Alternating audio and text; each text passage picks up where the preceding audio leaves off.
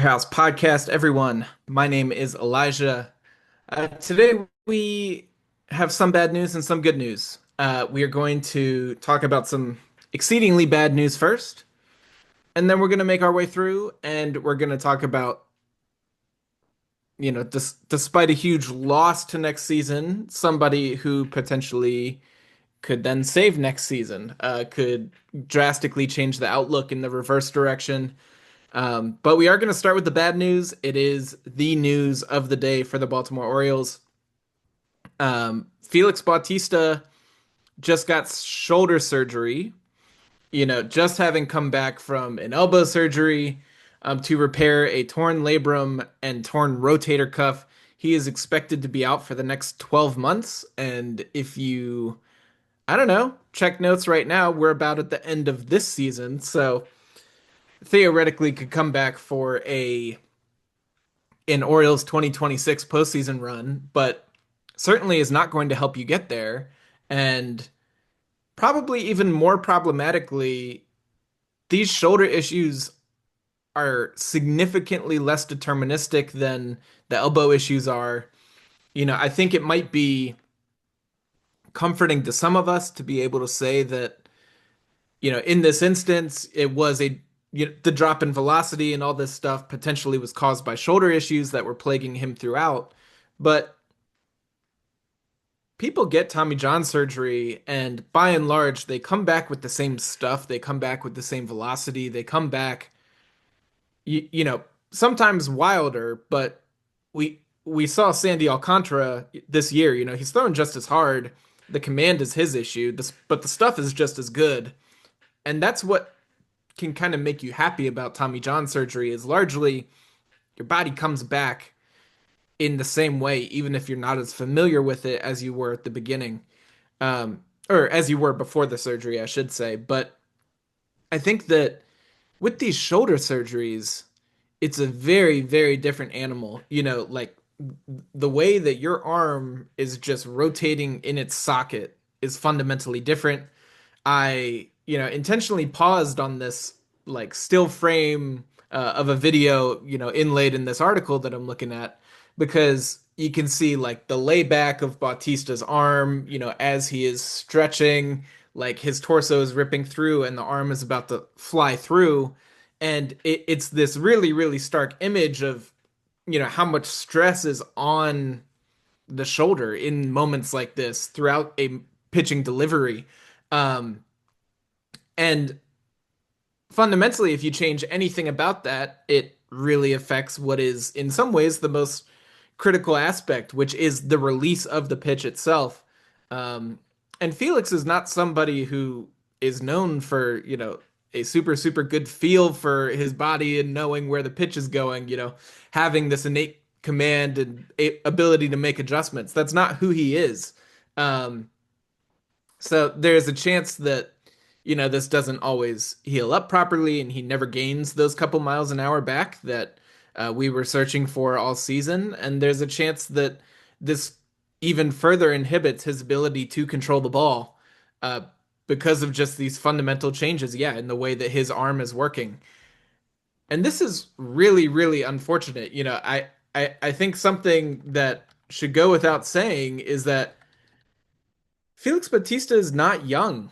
And I think the hilarious thing about this is he was born 6 months after me, but he's 30 now. He's going to be 31 next year. And then likely you get him back at full strength for his age 32 season. And at that point, are you still counting on him to be throwing 102 miles an hour? Uh, I can attest bodies are changing at this point. It is difficult to stay at that super high octane. I certainly do not throw 100 miles anymore, 100 miles an hour anymore. Um, I'll leave it up to you to decide whether you ever think that I did. But, you know, Felix is getting older. He is past his prime already at this point, and um, although there are not a lot of miles on his arm, there are a lot of injuries, and it is a question of just will his body ever cooperate to be able to put this together again and be the guy he was in 2023? or even the guy he was this year. I think that although we certainly we're not totally enamored with what we saw. The walk rate ballooned up to like 16%, which is like something like Tomoyuki Sugano's strikeout rate. But um, he largely was pretty effective. It is still 98 miles an hour with 20 inches of IVB. It is still something that will play in a super demonic way at the top of the zone. It is still a wipeout splitter and a slider to keep you off of the other two. It, you know, he's good. He's still very good. It's just really if if you can't count on him to be what he was this year, much less what he was in 2023, then where does that leave this Orioles bullpen? Certainly for the first 4 months of the season next year, getting us back to August or whatever it'll be, you take a look at what we've got in the pen right now, and man, it is not pretty. You I guess you think that Tyler Wells could be a factor, just looking at folks who are injured. But then, I mean, the true relievers who are injured right now are Scott Blewett, Cody Poteet, Colin Selby, and maybe Albert Suarez. But Suarez wasn't very good in the pen, so you're not sure about that. We go ahead and look at the current bullpen. Looking to next year, Keegan Aiken is penciled in. Yenier Cano is going to be there, but man, he's been pretty awful this year. Dietrich Enns has been stupendous. Talked about him when he first came over. Certainly thrilled with the way that that is going. But then you have a pretty quick fall off. I mean, Cade Stroud certainly has good stuff. Talked about him as well. Not sure, like he needs to reel it in a little bit, starts throwing some more strikes, command the high octane stuff. Corbin Martin's not that great. Grant Wolfram is fine. We already have the two lefties in Enns and Aiken, however. Yarmil Geraldo, not bad. Not bad. Rico Garcia certainly has some really impressive stuff, actually. We saw 3 strikeouts in the game against the Red Sox. Um, he is 95 to 97 and over 20 inches of IVB as well. So that is a true big time fastball. Super unique. But man, I don't know. Are we going to trust Rico Garcia with the closer role next year? No, we're not. Maybe he can work up to that. But yeah, I look at this and I see like, okay, Aiken should be there. Cano should be there. Dietrich Enns should be there. And probably Rico Garcia should be there. I think Cade Stroud will be there. We traded also for a couple relief prospects, guys like Anthony Nunez, Cameron Foster. Nunez certainly has better stuff than Cameron Foster does.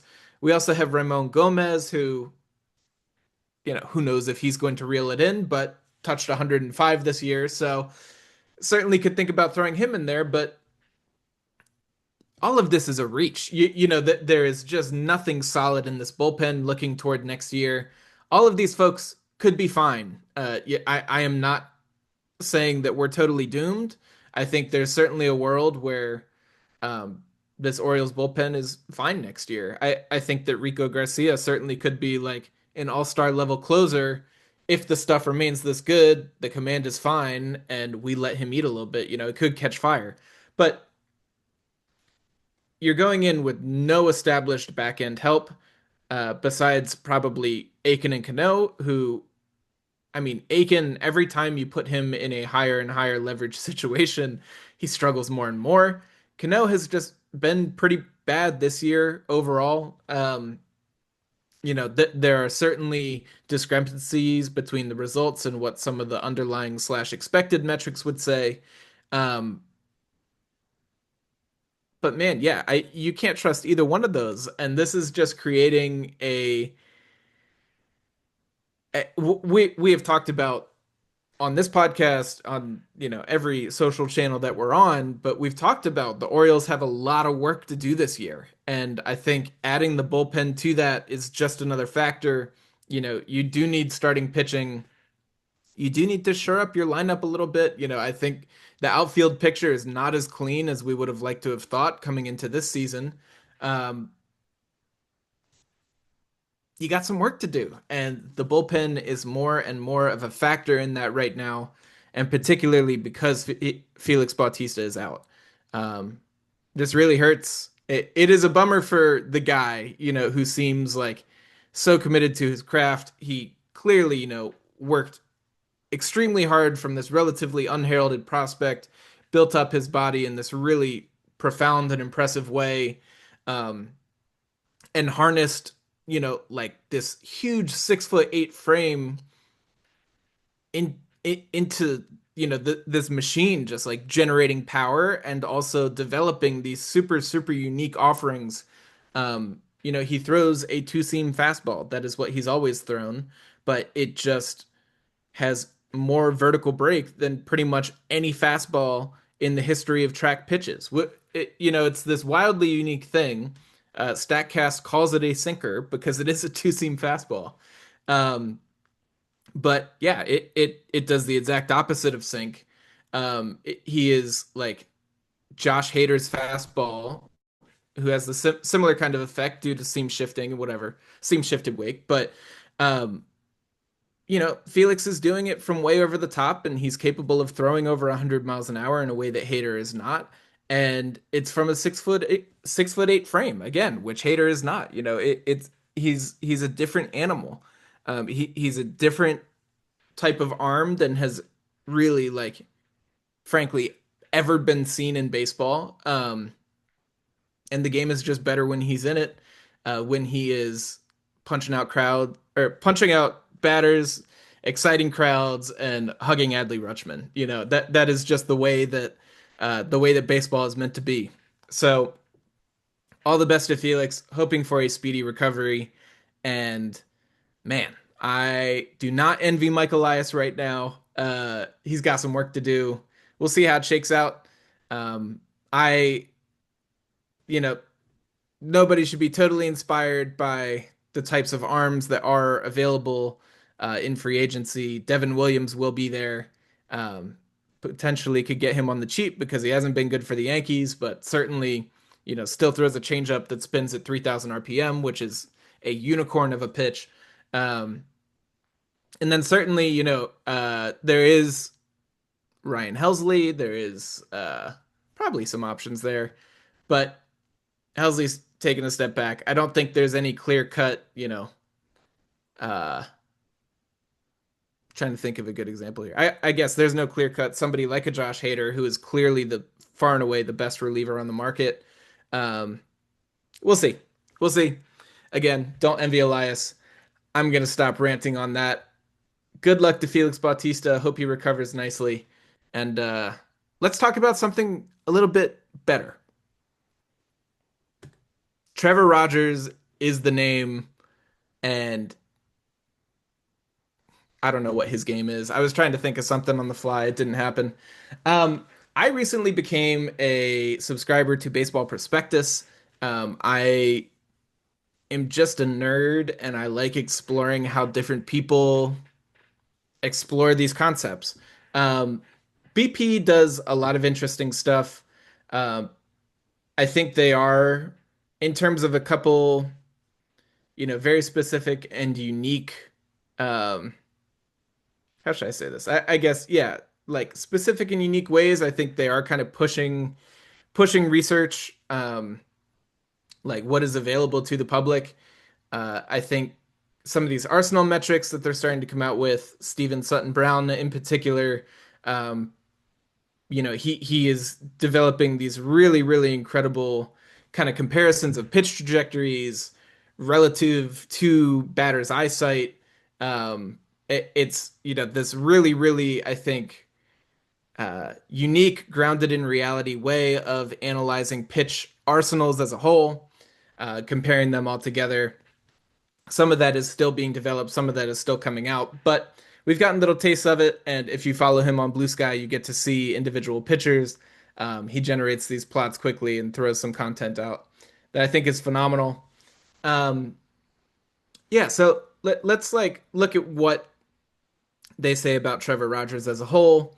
All in all, they do like his stuff. I will note that if you are with me on YouTube, you can see for their stuff pro, they kind of normalize it, or they represent it, I guess, in a run value per 100 pitches. So for stuff, a negative number is good, as in you're kind of taking away runs from the offense, and a positive number is bad.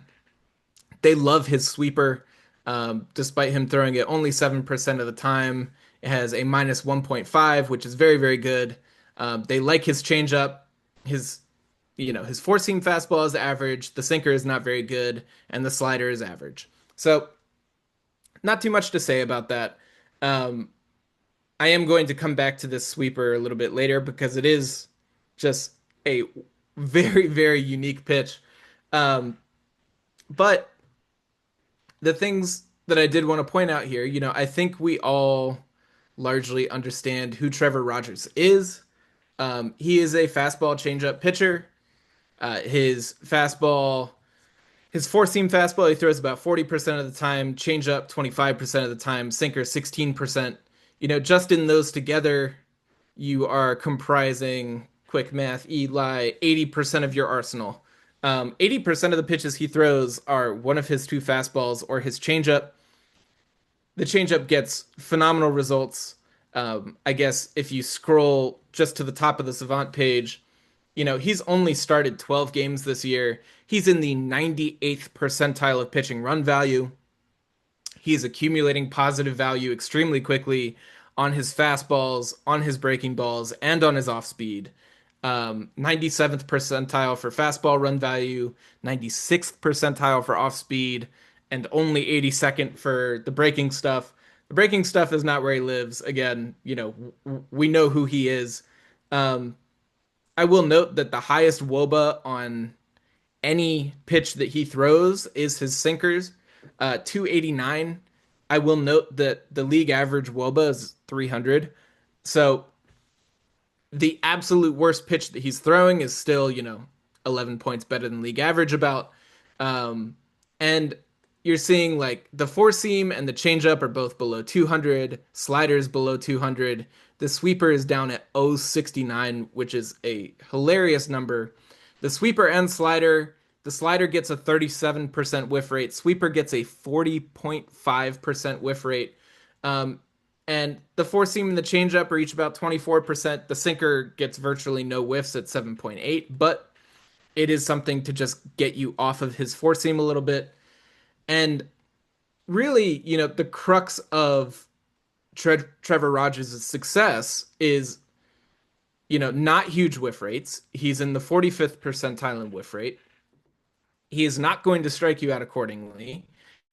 He is also not going to walk you, but what he is going to do is he's going to keep you off the barrel. It's actually kind of interesting. He does give up hard contact, a 49.3% hard hit rate. That is in the third percentile in Major League Baseball. But you see, his barrel rate is pretty elite. It's in the 82nd percentile. That's that combo of exit velocity and launch angle. And what that tells you is that he is keeping people out of these optimal launch angles that actually enable them to do damage. I think Trevor Rogers' success, what that tells you is, his success is dependent on fielders in a way that Felix Bautista's was not. Felix was going to strike out 35% of you and he was going to walk 10% of you. But those strikeouts would always mean more. And Trevor Rogers is not really going to do either one. He's just going to let you hit the ball and get yourself out. He's going to rely on Gunnar Henderson, who thankfully has been much, much better over the last couple months at short. Jackson Holliday, Jordan Westberg, the defense has stabilized over the second half of this season, and Trevor Rogers is certainly employing that. And really, yeah, it's this fastball changeup combo. If he keeps the fastball up in the zone, which thanks to Baseball Savant, you can see he does move it all over the place. But if he's attacking you up in the zone, you're likely getting under that pitch. If he's attacking you low in the zone, he's trying to get something to tunnel off of that changeup and potentially get you to swing over the next one. If the changeup is staying up a little bit, there's a good chance you're swinging over the top of it and beating it into the ground. It's built on deception. It is built on tunneling, and it is wildly effective right now. Um, yeah, but despite him leaning on this heavy fastball changeup arsenal and being very, very effective with it, keeping hitters off balance, tunneling these pitches well, super deceptive. That's all wonderful. Remember, I told you the baseball prospectus is giving this sweeper the highest rating of any of his pitches from a stuff perspective. And what's really fascinating about this is the traditional model for what you want out of a sweeper is you want it to have basically no vertical break in either direction. You want to get it to about zero, but you want it to sweep. That is why it's called a sweeper. You want it to get as much horizontal movement to your glove side as you, excuse me, possibly can. That is not what Trevor Rogers is doing at all. Um, he's throwing this sweeper and it has about 9 inches of induced vertical break. For reference, that is about the same as his sinker has. This thing is actually like staying a good bit, over a half a foot higher than gravity would normally take it. So this thing is just kind of floating a little bit. And it only horizontally, it only moves an extra, I don't know, like 2, 3 inches over the slider. If we come back to baseball savant, you can see the slider is moving 5 inches horizontally, and the sweeper is moving 2.3 inches, or I'm sorry, 7.3. So a 2.3 inch delta between the two is not very significant, but there is this like 6 inches of added hop on the sweeper, and it's about 2.5 miles an hour slower. So it's this very, very weird pitch. If you are on YouTube looking with me, you can see, the like typical shaded region on Savant for a sweeper versus whatever the heck this thing is doing. It's a super unique pitch, and I kind of cued in on it. I was like, what is baseball prospectus seeing that is so interesting and makes this thing so valuable? And the first thing I always look at is just like, okay, how unique is this pitch? And so what I did was I just went and I said, okay, something that is like a slider, sweeper, or slurve, that is getting 7 inches or more of hop, induced vertical break, and 6 inches or more of glove side movement. And there are only 6 people in Major League Baseball who've thrown more of these this year. They are all, and I will say I filtered by left-handed pitchers. They are like J.P. Sears, Stephen Okert, Colton Gordon, Ryan Yarborough, Tyler Alexander, and Clayton Kershaw. So a bunch of people who are kind of these crafty lefties. Kershaw was obviously not back in the day, but that is what he is at this point. And a lot of guys with these pretty low arm slots. Tyler Alexander, Ryan Yarborough in particular, of course, Colton Gordon, Stephen Okert is a little closer to average, and JP Sears. But then I noticed Trevor Rogers, his arm angle here, it says 16.6 degrees when he's throwing these pitches, and his average arm angle is 23 degrees. And I was like, what is going on here? If you come back to Baseball Prospectus, they have a Stuff Pro tab that talks about some of the factors going into these stuff models and kind of breaks them down pitch by pitch. And if you look at his sweeper, I think one of the most interesting things about it is the release height percentile. I will say they do all of this in percentiles, not in hard values, but release height percentile is the 31st percentile. And every other pitch he is throwing is between the 47th and 53rd. So he has this pretty average release height, except when he's going ahead and throwing the sweeper. Now, another little interesting note is the sweeper is also, in terms of like his horizontal release point, um, it's also the furthest out. And so when I think of that, I guess do it with me. You can kind of put your arm out, but he's kind of getting under the ball rather than behind it, and he's a little bit lower. And that was kind of an interesting concept to me.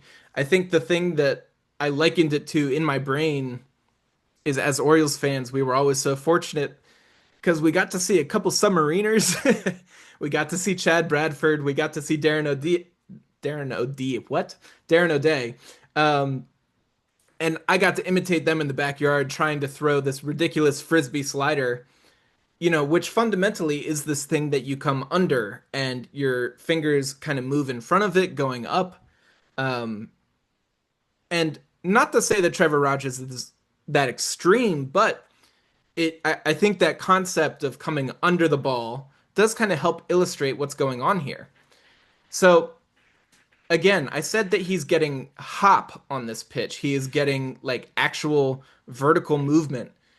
I think the thing that's interesting about that is if you look at the vertical approach angle, um, which is basically as the ball is coming at the plate, how steep is it coming in? Rogers' sweeper is in the 22nd percentile, which means it is basically not steep. It is coming in at this really, really shallow angle in a way that breaking pitches typically do not. Um, and you compare that to his slider, and the slider is coming in at um, like a pretty much perfectly average approach angle, this 54th percentile. So his slider is just very, very average. Um, but the sweeper is just this super unique thing and coming in at this really shallow angle. So I was like, okay, what the heck is going on here? And I tried to pull up two videos.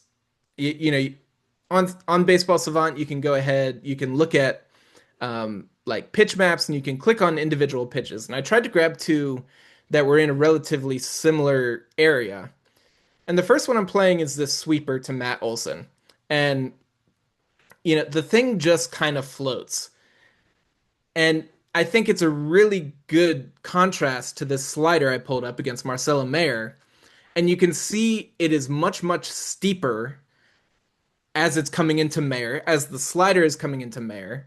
And it is this super, super flat, just kind of floaty guy to Matt Olson. And what's so fascinating about that, if you go through and you click on more of these, and particularly the ones in the heart of the plate, the sweeper, you'll see so many people just kind of like swinging under the pitch. You'll see so many people who are taking these really, really large swings, and and I'm thrilled right now for those of you on podcast version, just listening to audio, because I've gone ahead and I've clicked two of these randomly.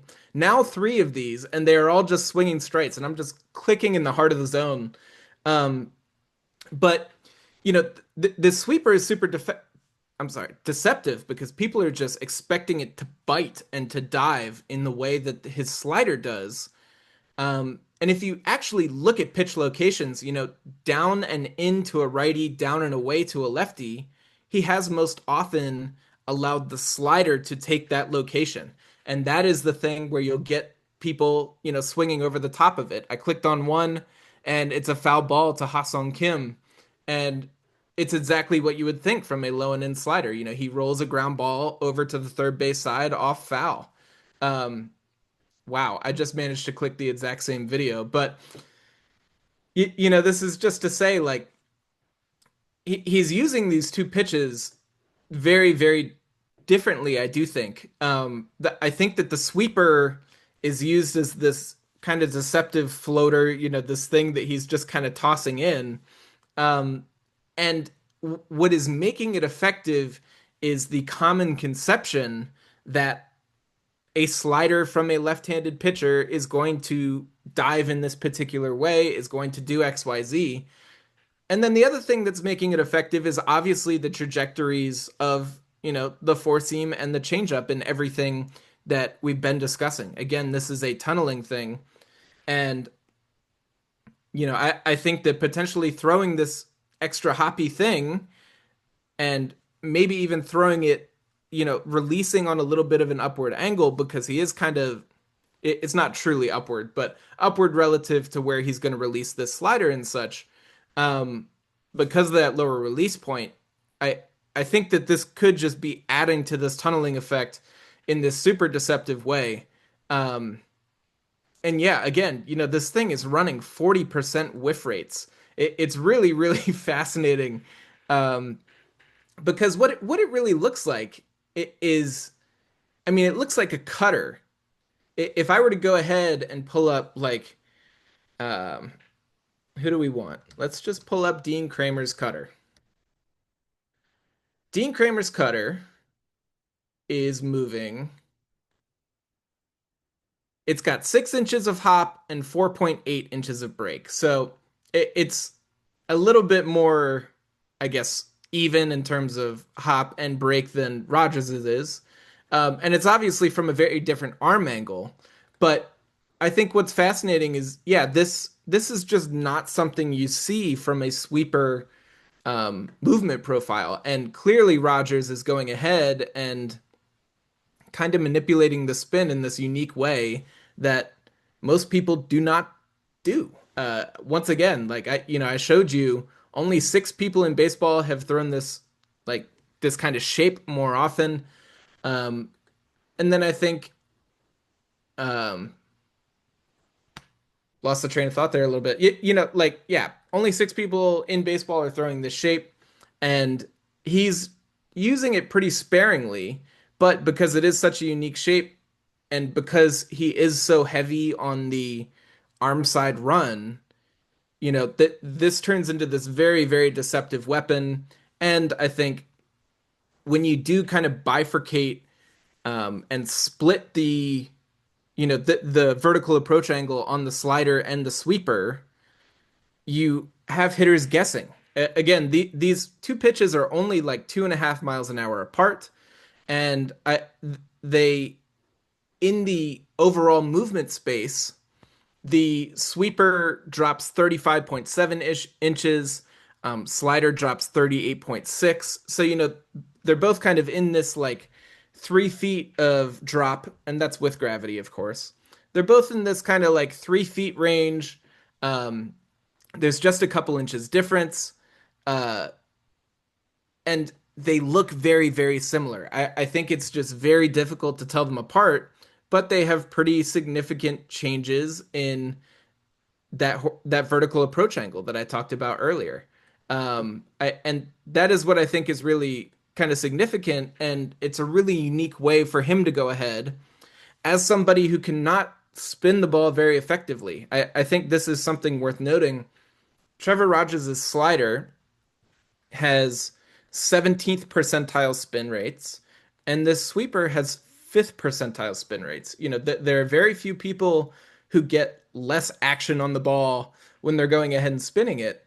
If we look at the actual spin rates here, if I can find them, the sweeper at 2044 RPMs spins less than the slider, but less than his two fastballs, which is kind of fascinating. Typically your breaking pitches are the things that spin a bunch. Um, yeah, Rogers really, it's partially because of this low arm angle, because he's, somebody who's so obviously like arm side oriented. Um, he's not somebody who's going to spin the ball very effectively, but he's manipulating these two very different shapes. The horizontal approach angles are the same. And I'll note that, assuming you're releasing from the same point, horizontal approach angle being about the same means that your horizontal movement is about the same. And again, that is something that StatCast agrees with. We noted it was only a couple inches difference there. Um, but yeah, this vertical approach angle is so, so wildly different. Um, and so you have these two pretty distinct shapes, and simultaneously um, because you have created these two distinct shapes, but you're throwing them from the same arm angle, you're, having the I guess, separation only really in this vertical direction. Um, and you're also, keeping them pretty tightly grouped in terms of velocity space. Again, only a 2 mile an hour difference. I, I think what that does is you keep hitters guessing as to which one you're actually throwing at them. And you can manipulate them in such a way, depending on where you're actually trying to throw it, depending on the location. Once again, like that slider, if you need to bury something down and in on a right-handed hitter or get something off the plate from a lefty, you can turn to that slider. And if you're trying to work over the plate, you can go with the sweeper and it can just look weird and trip people up, which again, that is what it does. Even to left-handed batters, I can pull one of these up too. Um, this is like a Kyle Tucker flyout. He got him out front on a pitch right down the middle. Um, a foul ball to JP Crawford, again, right down the middle. A perfect, another Matt Olson strikeout. These are like, I guess I just listed three phenomenal hitters, and I clicked the three pitches most down the middle. Again, that was Kyle Tucker, JP Crawford, who is not on Kyle Tucker's level, but is a good hitter in his own right, and Matt Olson, who hit 54 home runs a couple years ago. These are guys who are great hitters, and this thing just like floating in and not diving a foot and a half to the glove side, the way that we're used to the modern sweeper doing. This thing is just making them look kind of silly. It is making major league hitters look silly. Again, 40.5% of the time. Two out of every pitch, or two out of every pitch, two out of every five pitches that major league hitters are swinging at, two out of every five sweepers, I should say, they're just missing, just outright missing. That is wildly impressive and just not something you should ever expect from somebody who, again, is objectively spinning this in a really not effective way. I think that's what's so fascinating about this pitch. He has found this really unique shape.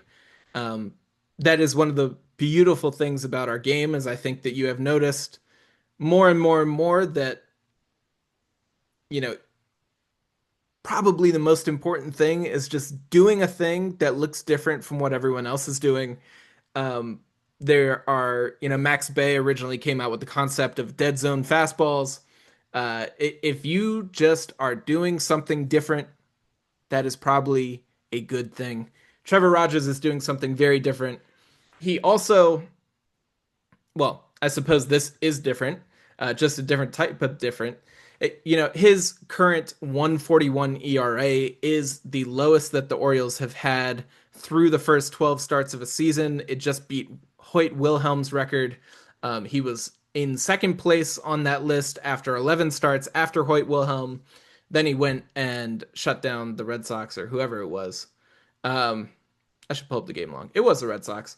6.1 innings. Oh no. Okay. Hilariously enough, I pulled up the game log. The top of the game log was against the Red Sox also. Um, but yeah, 7 innings, 1 run, 7 strikeouts, 4 hits, just typical masterclass. Um, man, Trevor Rogers has been so much fun. And once again, we have him next year. I think if you are the Orioles right now, I mean, it is absolute malpractice to not be trying to sign this guy to an extension. He's somebody who has had an injury history. Clearly could be susceptible to the promise of job security for the next couple of years. Um, that said, at the same time, he is pitching like one of the best pitchers in the world right now. And it is difficult to fault him if he says, man, I think I could go make myself $100 million if I really wanted to. Um, yeah, but it's special. And it's special in this super unique way.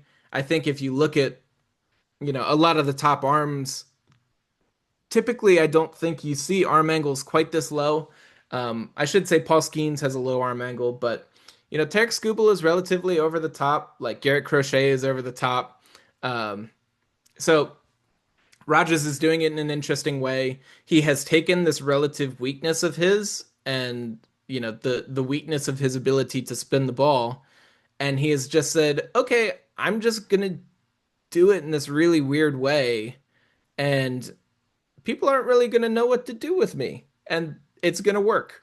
Um, so yeah, I think he's phenomenal. I think he's super special, and credit to the Orioles for having maximized this version of him, having found um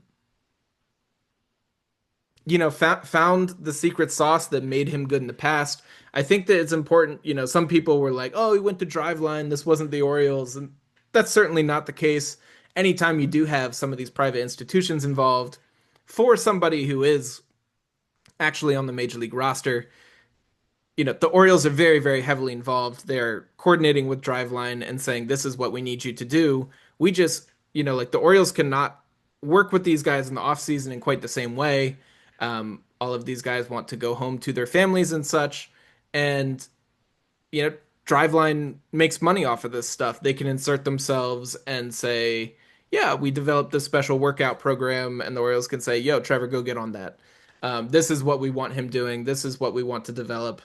And to be very clear, like Trevor Rogers was really bad at the beginning of this season. He had like, I don't know, it was like a 10 plus double digit ERA in his first couple games at Norfolk this year. That is the reality of what was going on with him. So, uh, to say that the Orioles have not done any of this development is an absurdity. And yeah, just look at what this guy is doing. I mean, just the simple basic stats. If we take a step back, he has thrown 12 games. I guess I'll go to Savant because that wasn't loading for me. He's thrown 12 games. He has a 141 ERA, 76 innings. He has a .8 whip. I do want to go ahead, bear with me for just 1 second, and pull up of folks who have thrown 70 or more innings. I do want to find who has the lowest whip, if I can find where whip is. And sure enough, of pitchers who have thrown 70 innings in Major League Baseball, Trevor Rogers has the lowest whip of anybody. It is better than Tarek Skubal. It is better than Nathan Eovaldi. It is better than Jacob deGrom, Hunter Green, Zach Wheeler, Nick Pivetta, Joe Ryan, Shota Magnaga, Paul Skeens, Spencer Schwellenbach, Brian Wu, Drew Rasmussen, Hunter Brown. I could go on. It's better than every pitcher in Major League Baseball. If you go to ERA minus, which is just like ERA plus, except minus like lower is better because for ERA lower is better. The major league leader of pitchers over 70 innings is Trevor Rogers. He is just in front of Nathan Eovaldi, who is in front of Paul Skeens, who's in front of Andrew Abbott, Tarek Skubal, Garrett Crochet, Christopher Sanchez, Hunter Brown, Tyler Malley. Tell me if you know any of these names, right?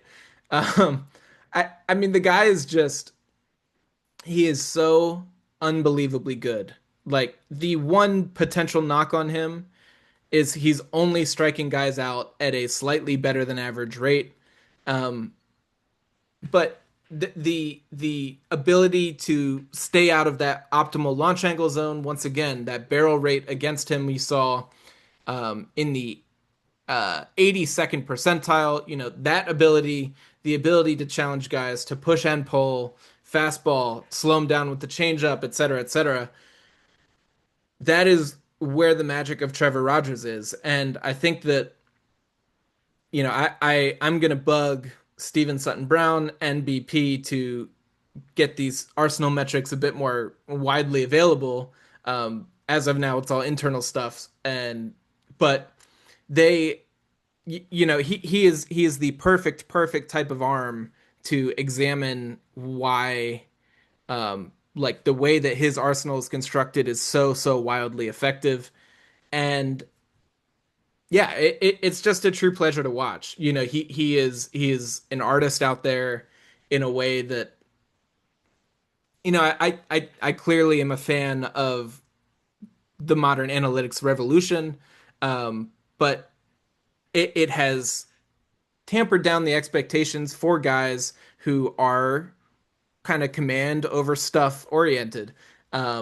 We sort of talked about this with Tomoyuki Sugano as he was coming in.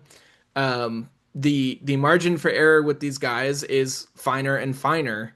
But I think what probably the even more modern and like getting into these Arsenal metrics, I did a couple things on Mix Plus and Match Plus Drivelines internal metrics. Um, I think what you're seeing is that we're now finding new ways to evaluate what's good. And this isn't to say that Tomoyuki Sugano is all of a sudden going to be considered a top five arm, but it does open up the space for Trevor Rogers, who his average fastball is 93.2 miles an hour, and the left-handed pitcher average is 93. So he's very slightly above league average, but he gets some solid fastball spin and he tunnels this stuff extremely well. And understanding that in this new profound way, as is being developed at BP, at Driveline, at other places, understanding that can help you evaluate what makes somebody like him good, and I think opens up this new world of possibilities for pitching development. And again, like in the more vibey sense, it opens up the door to get guys like this who are more of artists than power lifters, I guess is the thing to say. um that it opens the door for these guys in a fun and interesting way. um but to be very clear, you got to keep the stuff at average or better. There is no world where you can throw 89 miles an hour and do this. It's just not possible anymore. Hitters are too good, um and that's why guys chase velo.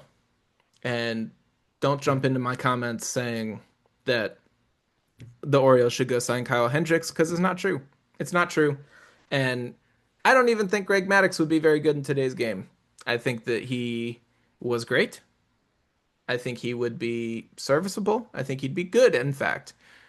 He would not be the world's best pitcher in the modern game, again, because hitters are too good. Um, anyway, now that I've made a bunch of people angry with Greg Maddux talk, I'm gonna cut it off there. Trevor Rogers is super, super special.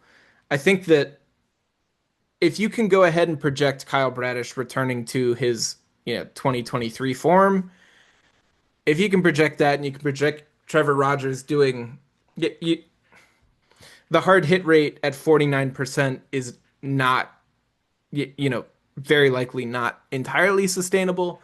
Um, that is a lot of hard contact. But if you project some amount of regression for Trevor Rogers and you give him a 2.5 ERA, and he's still one of the better pitchers in the game. Um, if you project that out, you say Kyle Bradish remains healthy through the rest of this year and comes in with a full off season next year, and then you say we go and we get one legitimate free agent signing, all of a sudden, you have a front three in your rotation that look really, really good. And that's ignoring potentially whatever Grayson Rodriguez could become.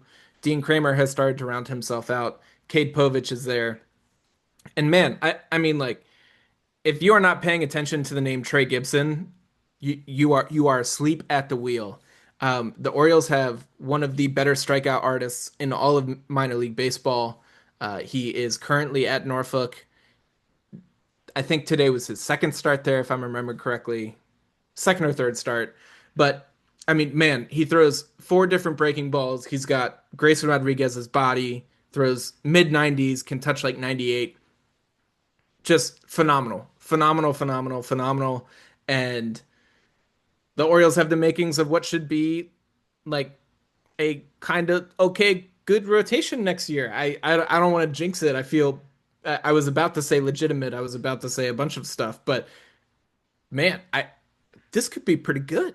This could be pretty good. And I'm trying to not drink the Kool-Aid. I'm trying to stay reasonable about this, but man, Kyle Bradish was like fourth in Cy Young voting. Um, Trevor Rogers is, whatever he is. I just talked to you about him for a long time. Um, yeah, there's a world where the Orioles rotation is actually a strength next year, and that's something I never thought I'd say.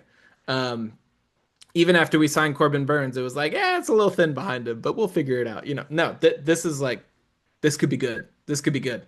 Um, And it's going to need to be because Felix Bautista's gone. The bullpen is hurting, and that's going to be really unfortunate.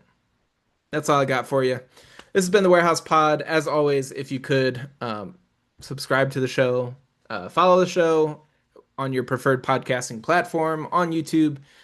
Reach out to us. You know, you can comment on all the videos, all the podcasts, and we will get those responses and do our absolute best to respond. Simultaneously, you can hit us up on Blue Sky, thewarehousepod.bsky.social. You can email us, thewarehousepod@gmail.com. And yeah, I don't know. We're around. Come chat. We love talking Orioles baseball. Clearly, we do it multiple times a week, every week for you guys and for ourselves. That's it. The Orioles been playing really good baseball. 2 out of 3 from the Mariners, 2 out of 3 from the Astros, and a two-game sweep of the Red Sox. How sweet it is. Um, yeah, excited to see this thing keep rolling. And if we finish the season on a really positive note, I think you can erase a lot of the mental anguish and damage that has been done.